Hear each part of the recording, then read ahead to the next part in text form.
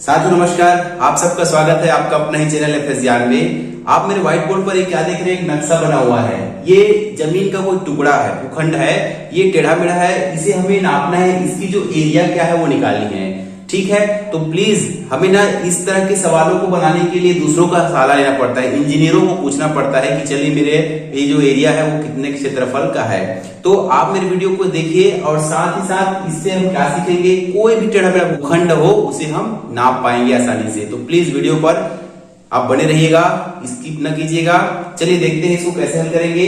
तो सबसे पहले ये जो भूखंड है उनकी जो भुजाएं अलग अलग है ना। तो इसे मैं करता हूं यहाँ से क्या, एक यहाँ से जो है ना, ये जो पॉइंट है वहां से यहाँ पर मैं क्या करता हूँ, लंब डालता हूँ। तो लंब डालने के लिए हमें प्रकार की सहायता पड़ती है, तो मैं यहाँ स्केल की सहायता से क्या करता हूँ, लंब डाल देता हूँ। ठीक है, एग्जैक्ट डालने के लिए हमें प्रकार चाहिए है ना, तो वहीं से ही लंब डालते हैं। लेकिन मैं यहाँ मिलाते बता देता हूँ आपको कि मैं इसको ऐसा लंबवत कर देता हूँ। ठीक है, ध्यान दीजिएगा ऐसे। तो ये जो भूखंड है एक बड़ा भूखंड, उसको हम छोटे छोटे खंडों में बांट लेंगे और गणित की सहायता से, ठीक है, उसे हम पूरे एरिया का क्षेत्रफल निकालेंगे। ठीक है, और एक आगे इसी में ये पहला खंड हो गया है ना, इस भूखंड का एक पहला छोटा टुकड़ा। फिर यहाँ पर देखते हैं इन दोनों को भी परस्पर मिला देते हैं। ठीक है, तो ये जो बनेगा वो दूसरा सेक्शन बन जाएगा हमारा, ये देखिएगा। ठीक है, और ये जो तीसरा जो खंड बना है वो तीसरा खंड है। तो इन सभी का क्षेत्रफल, अलग अलग खंडों का क्षेत्रफल को हम जोड़ देंगे है ना, निकाल कर। तो क्या हो जाएगा, पूरी जो एरिया आपको दिख रही है उसका हमें क्षेत्रफल मालूम पड़ जाएगा। चलिए मैं इसको कर देता हूँ, ये नंबर 1 हमारा जो क्षेत्र है, पहला इसका एरिया निकालेंगे और उसके बाद ये जो बड़ा एरिया क्षेत्रफल है उसको हम दूसरा नंबर देते हैं। और ये जो तीसरा जो बना है ना आकृति, उसका हम क्षेत्रफल निकालेंगे, वो है भूखंड नंबर तीसरा। क्लियर ना।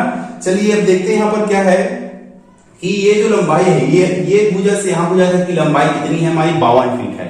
ठीक है, अब जैसे यहाँ पर लंब डाल दिए है ना, और यहाँ से यहाँ तक भी मिला दिए, तो ये जो आकृति क्या बन रही है, बीच वाली आकृति हमारी दिख रही है आयत। क्लियर ना। तो टोटल ये देखो आयत की गुण क्या है कि उसकी सम्मुख भुजाएं बराबर होती है। जैसे ये 40 फीट हुआ तो समझ जाइए कि यहाँ से यहाँ तक की दूरी भी क्या हो जाएगी हमारी, 40 फीट हो जाएगी। ठीक है, ये हमें डायग्राम से पता हुआ। अब चूंकि टोटल 52 फीट है ना, 52 फीट है, तो ये 40 फीट हो गई, तो इतना कितना रहेगा, 50 में 52 में 40 को माइनस कर देंगे तो क्या आ जाएगा, ये 12 फीट है ना। जोड़ के देख लीजिएगा, यहां से यहां तक का 12 फीट और यहां से यहां तक का 40 फीट हो गया, 52 फीट। अब आगे बढ़ते हैं। चलिए मैं ये जो पॉइंट है उसको कोई भी नाम देता हूं है ना, समझने के लिए इस भूखंड को नाम देते हैं। ये A, B और ये वो C हो गया है ना, यहां से बोलते हैं D, ये पॉइंट हो गया E, ये हो गया हमारा F, ये हो गया हमारा G। ठीक है, चलिए स्टार्ट करते हैं। अब हम पहले खंड का क्षेत्रफल, चूंकि हमने यहाँ पर लंब डाले हैं, याद रखिएगा, यहाँ से प्रकार से हम लंब डाल दिए तो यहाँ पर बना 90 डिग्री का कोण। क्लियर ना, ये 90 अंश कोण बन गया। ठीक है, तो ये जो एरिया है वो क्या है हमारा, एक समकोण है, समकोण ट्राइंगल है, त्रिभुज है। तो चलिए इस एरिया, इसका एरिया निकाल लेते हैं। ये जो पहली आकृति है, तो आकृति जो फर्स्ट है ना, इसका नाम मैं देता हूं आकृति फर्स्ट। वो क्या है हमारा, समकोण त्रिभुज है ना, समकोण त्रिभुज, वो भी नाम देते हैं। चलिए ABC या ABC या ACB जैसा बोल लो। ठीक है, ACB। तो इसकी जो एरिया होती है ना, तो समकोण त्रिभुज का क्षेत्रफल क्या होता है, समकोण त्रिभुज का क्षेत्रफल हमें पता है ना, त्रिभुज ABC या ACB लिख देते हैं, यहाँ लिखे जैसा। ACB का जो क्षेत्रफल होता है वो होता है 1/2 आधार गुणित ऊंचाई, आधार गुणित ऊंचाई ये होता है। ठीक है, चलिए यहाँ पर जो ऊंचाई है वो पता नहीं है ना, ना इसकी सम्मुख भुजा का पता है। तो चलिए इस ऊंचाई को निकालना है हमें। ठीक है, उसके बाद क्या करेंगे, इसका क्षेत्रफल निकाल लेंगे। तो इसकी ऊंचाई प्राप्त करने के लिए हमें क्या लगाना पड़ेगा, ये समकोण त्रिभुज है तो हमें पाइथागोरस प्रमेय लगाना पड़ेगा है ना। तो यहाँ से हम देखते हैं पाइथागोरस प्रमेय में क्या होता है कि जो लंबी भुजा होती है ना, लंबी भुजा क्या होती है, यहाँ पर लंबी भुजा 37 है ना, तो कर्ण बोलते हैं उसको। ठीक है, तो ये जो कर्ण का वर्ग है वो क्या होता है, लंब का वर्ग धन आधार का वर्ग होता है। ठीक है, ये इस तरह से, ये वो हमारा पाइथागोरस प्रमेय जो समकोण त्रिभुज पर लागू होता है। चलिए इसके द्वारा हम ये लंब जो है, लंबवत दूरी है दोनों भुजाओं को प्राप्त कर लेंगे। तो कर्ण यहाँ पर लंबी भुजा है 37, तो 37 का स्क्वायर करेंगे। ठीक है, और ये लंब जो हमें फाइंड करना है ना, तो ये हो गया हमारा लंब का वर्ग और आधार क्या है 12 का वर्ग। ठीक है, तो चलिए ये हो जाएगा हमारा क्या 37 का वर्ग कितना होता है, तो कर लेते हैं गुना, है ना 37 गुना 37 कर देंगे सीधा। ठीक है, चलिए कर देते हैं ये 37 गुना 37 कितना होता है फटाफट देख लेते हैं। 7 7 7 49 है ना, 4 हो गया 7 21 4 25 हो गया और ये हो गया 3 3 7 21 2 बचा 3 3 9 11 हो गया है ना, तो 9 6 2 सॉरी 3 1369 हो गया है ना 1369। और इधर से क्या इधर देख लेते हैं, तो ये क्या हो गया हमारा, तो लंब का वर्ग बराबर ये हो जाएगा 12 गुणित 12 मतलब 12 का वर्ग होता है 12 12 में 144। ठीक है, चलिए आगे देखते हैं, इधर लाके इसको माइनस कर देंगे है ना, तो ये हो जाएगा हमारा 1369 144 बराबर हो जाएगा जो लंब है उसका स्क्वायर। ठीक है, चलिए माइनस करते हैं, इसको उठाते हैं क्या आएगा यहाँ से, ये हो जाएगा 5 आएगा ना, 9 में 5 4 कम करें 5 आएगा, 6 में 4 कम करेंगे तो 2 आएगा। ठीक है, और यहाँ से हो गया 3 में 1 कम करेंगे तो आएगा 2 आएगा, ये हो गया हमारा 1 का 1। अब उसके बाद यहाँ पर जो स्क्वायर लगा है तो दोनों साइड क्या लेते हैं हम वर्गमूल। ठीक है, दोनों पक्षों में क्या लेते हैं रूट, है ना, ये हो गया हमारा रूट, यहाँ पे रूट लगा देते हैं। तो जो वैल्यू आ गई हमारी लंब है ना, तो लंब कितना आएगा, ये किसका 2 बार गुना है ना, तो चलिए चेक कर लेते हैं, सीधा 1200 आ रहा है। इसको भी निकालने की ट्रिक मैं बताता हूँ आपको, ऐसा ऐसा है ना, तो 2 2 की जोड़ी बना लो ऐसा। ठीक है, 2 2 की जोड़ी बन गई तो इसके लिए पढ़ रहे हैं 3 3 9 हो गया है ना, यहाँ से आ गया 3 आया 25 आया। ठीक है, 3 इसमें जोड़ देंगे तो 3 और 3 हो गया 6। ठीक है, अब यहाँ पर रखेंगे हम जो भी अंक रखेंगे है ना, यहाँ पर इससे पहले तय नहीं है लेकिन यहाँ पर जो भी अंक रखेंगे उसी से गुना करेंगे इसको, तो 5 रख के देखेंगे तो 25 आया है ना, तो 5 5 25 का 5 हासिल आया तो 5 31 और 2 32। तो इस तरह से किसका ये वर्गमूल हो गया ये 35 का। तो जो लंबाई है ना हमारी, ये जो लंबाई है क्या आई है हमारी 35 फीट। क्लियर ना, ये हमने प्राप्त किया। अब देखिए 35 फीट आ गए तो यहाँ पर चले जाते हैं, इसका जो एरिया निकालेंगे है ना, चलिए इसको मैं मिटा देता हूँ। अब जो हमारी ऊंचाई आ गई वो 35 फीट आ गई। ठीक है, इसे हमें पाइथागोरस प्रमेय से निकाले हैं। तो ध्यान दीजिएगा यहाँ जो क्षेत्रफल हो जाएगा वो हो जाएगा हमारा 1/2, आधार है 12 फीट। ठीक है, और ऊंचाई कितनी है यहाँ से 35 फीट। तो ये से 2 के पार में एक बार में 6 बार में कटा ना, तो 35 छह कर देते हैं सीधा। ठीक है, तो 6 5 30 का 0 है ना, फिर 3 बचा 6 3 18 3 21, ये हो गया 210 वर्ग या स्क्वायर फीट।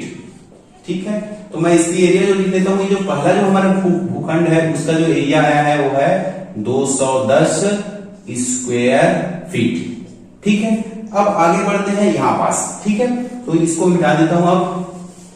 अब जो है दूसरी जो एरिया है उसको निकालेंगे है ना, ये निकल गया हमारा दूसरा जो भूखंड है वो दिख रहा है हमारा क्या है आयत है। क्लियर ना, ये आयत है ना, चूंकि यहाँ सामने सामने ये भुजा बराबर है, परिभाषा भी आयत की, तो ये जो भुजा है उसके सम्मुख भुजा ये वाली हो गई। क्लियर ना, तो इस तरह से जो ये भुजा 35 फीट है तो ये कितनी हो जाएगी हमारी 35 फीट है ना, ये भी हो जाएगी हमारी 35 फीट। अब देखते हैं आयत की जो परिभाषा होती है ना, जो सेकंड है हमारा आयत क्या है, हमारा चतुर्भुज है वो समांतर चतुर्भुज है ACED है ना, तो ये हो जाएगा ACED का क्षेत्रफल।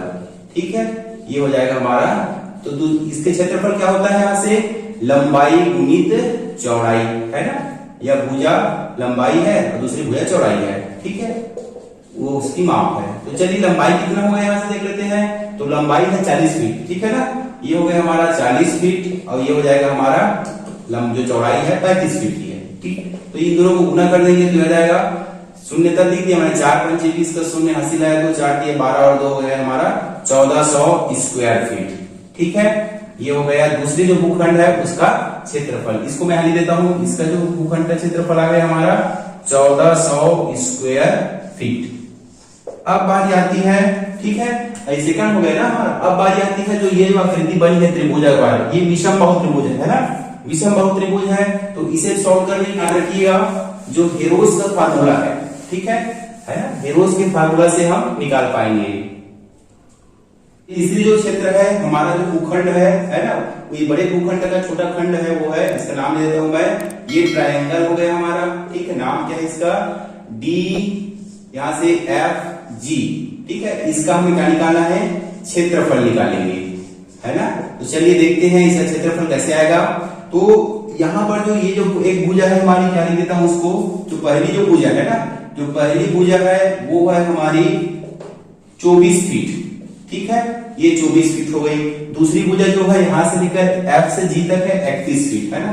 से ये फर्स्ट भुजा हो गई, ये दूसरा है, दूसरी भुजा हो गई हमारी 31 फीट, ठीक है। इसको मैं थोड़ा नाम भी देता हूं, देखिएगा, क्योंकि हेरो के फार्मूला में कुछ रखना पड़ेगा, है ना। ये हो गया। चलिए इसको जो भुजा है, पहली भुजा को A बोल देता हूं, दूसरी भुजा को B। जो तीसरी जो भुजा है ना, ये जो है यहां से लेकर यहां तक की दूरी 35 फीट है, क्लियर। और यहां से आगे की दूरी कितनी है ना, 10 फीट है। तो इसको मैं लिख देता हूं, दूसरी जो भुजा है वो हो जाएगी हमारी 35 फीट धन 10 फीट, मतलब टोटल क्या हो जाएगा, 45 फीट हो जाएगा, क्लियर। तो इस तरह से पहली भुजा, दूसरी भुजा, तीसरी भुजा निकल गई। अब हमें हेरोस के जो फार्मूला है उसे लगाकर सॉल्व करते हैं। चलिए देखते हैं हेरो का फार्मूला क्या होता है। तो उसके फार्मूला में हमें अर्ध परिमाप आता है। मैं पहले अर्ध परिमाप बताता हूं। तो सबसे पहले जो परिमाप होता है ना, ये जो त्रिभुज का जो परिमाप होता है, सभी भुजाओं का योग, क्लियर ना। तो यहाँ पर होता है, ये क्या होता है, ये हो जाएगा 24, है ना, जोड़ देंगे 24 धन, यहां से 24 धन 31 और धन यहां से करेंगे हम 45, ठीक है। और इनको 2 से, हाँ अभी परिमाप निकाल लेते हैं, उसके बाद अर्ध परिमाप जाएंगे। चलिए जोड़ लेते हैं इसको। तो जोड़ने से क्या आएगा, देखते हैं यहां से। तो ये हो जाएगा 4 1 5 5 10 का 0, है ना, एक आया, फिर यहां से 2 1 3 3 6 6 4 10, ठीक है, ये आया 100। अब यहीं से निकालते हैं अर्ध परिमाप, मतलब इसका आधा कर देंगे, ठीक है। चूंकि हेरोस के फार्मूला में एक आएगा अर्ध परिमाप, ठीक है, उसके लिए मैं निकाल रहा हूं। तो इसका आधा कर देंगे तो कितना आएगा, 100 का आधा कितना हो जाएगा, 50, क्लियर ना। इसे हम दर्शाएंगे, है ना, S से, क्लियर ना। तो ये हो गया 2 एकम 2 50 100, ठीक है। तो इस तरह से आ गया हमारा 50 फीट जो है S की वैल्यू, है ना, अर्ध परिमाप, ठीक है। चलिए जो हेरोस का फार्मूला है, तो मैं जो हेरोस का फार्मूला है ना, वो क्या कला, वो उस किस तरह होता है, देखिएगा। हेरोस का जो फार्मूला है ना, वो होता है हमारा जो, ठीक है, तो त्रिभुज विषम बाहु है ना, इसका जो एरिया निकालते हैं उसका फार्मूला क्या जाता है। तो हेरोस के फार्मूला से त्रिभुज जो बड़ी ट्रायंगल, कौन सी ट्रायंगल है, DFG, है ना, DFG का क्षेत्रफल, ठीक है, ये क्या हो जाएगा, ध्यान दीजिएगा, यहां से होल रूट लगेगा, है ना, ये हो जाएगा S अर्ध परिमाप। इसका गुणा करेंगे S माइनस A से, फिर इसका गुणा होगा दूसरी भुजा को माइनस करके, फिर तीसरी भुजा को भी अर्ध परिमाप से माइनस करेंगे, फिर आपस में गुणा करेंगे और रूट लगा देंगे। तो ये फार्मूला आपको याद रखना पड़ेगा। चलिए वैल्यू डाल देते हैं फटाफट। तो यहां से हो जाएगा, ये हो जाएगा हमारा जो S आया अर्ध परिमाप 50 आया, है ना, ठीक है। तो 50 गुणित 50 में A कम करना है, तो कर दो इसे। 50 में ये 24 कम करेंगे तो आएगा हमारा क्या, चलिए इसको लिख देता हूं एक बार, फिर आगे 60 लगाते हैं। ये देखिएगा, फिर यहां से B कम करना है ना, 50 में ही B कम 31 कम करेंगे, और उसके बाद आगे है 50 में क्या कम करेंगे हम, जो तीसरी भुजा है ना, तीसरी भुजा कितनी, 45, उसको कम करेंगे, ठीक है। ये हो गया। अब इसे हल करेंगे, है ना। चलिए मैं यहां पर हल करके बता देता हूं। तो ये जाएगा हमारा होल रूट, यहां से आएगा 50, ठीक है, यहां से दोनों को माइनस करेंगे तो आ गया 26, 50 में 24 कम करेंगे तो 26 आएगा, क्लियर ना। यहां से 50 में 31 कम करेंगे तो आएगा 19, और ये हो जाएगा 50 में 45 कम करेंगे तो 50, सॉरी 5 होगा, ठीक है। चलिए इसको सॉल्व कर लेते हैं। तो दोनों को गुणा कर लेते हैं, है ना। तो ये आ जाएगा, यहां से गुणा कर लेते हैं इसका 19 या इन दोनों गुणा कर लो पहले, शॉर्टकट 50 गुणित 5 मतलब हो गया 250, ठीक है। और ये हो जाएगा 19 छक्का 114 का 4 हासिल आया 11, है ना, 19 दूनी 38 और 11, ये हो जाएगा 38 और 11 49 हो जाएगा, ठीक है। अब इन दोनों को क्या निकालते हैं, वर्गमूल, या दोनों को गुणा कर लो, रूट निकाल, वो भी ठीक है। नहीं तो क्या करेंगे, बारी बारी से निकाल, गुणनखंड निकाल लेंगे, ठीक है ना। चलिए मैं इसको मिटा देता हूं इधर, यहां देखते हैं। तो इस तरह से ये हो जाएगा हमारा। चलिए सबको गुणा कर देते हैं। तो ये हो जाएगा 0 तो आना तय है ना, 25 गुना 4 से 25 चौक 110 बचा, 25 में 225, ठीक है, 225 और 10 235, 35 का 5 बचा, है ना, और बचा 23 बचा, 25 चौक 100, 100 और 23 123 हो गया, क्लियर ना।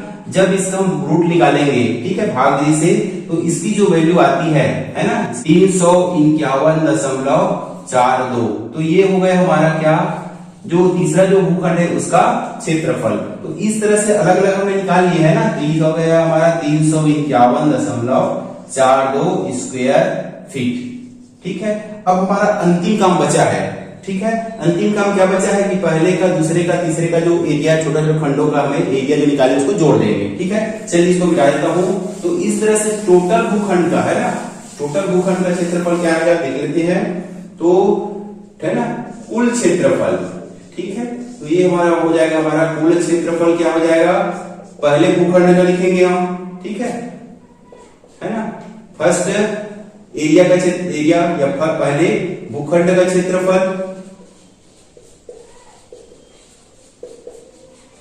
ठीक है, इसमें जोड़ देना है हमें सेकंड का और किसका, थर्ड का। चलिए जोड़ देते हैं तो देखते हैं क्या आएगा।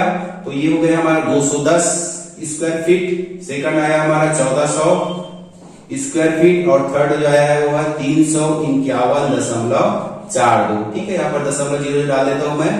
ठीक है, सबको जोड़ते हैं तो कितना आया हमारा 0.42 आ गया। ये हो गया 1, ये हो गया 6 और यहाँ 6 और 7 2 और 9। ठीक है, और ये हो गया हमारा 1, 4 3 7 9। ठीक है, 1। तो इसका जो टोटल जो एरिया है पूरे भूखंड का कितना आया, 1961.42 स्क्वायर फीट आया।